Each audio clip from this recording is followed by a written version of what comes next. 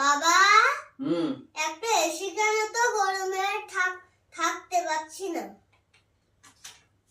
হ্যাঁ, তোমার বাবা তো সরকারি চাকরি করে, যে এসি বসি বসি শুধু হুকুম। যখন আমি কিনবো তখন কিন্তু তুমি কিন্তু কিছু বলতে পারবে না। এসি কিনতে টাকা লাগে, হ্যাঁ, বসে বসে বক্তব্য করলে হবে না। A few moments later.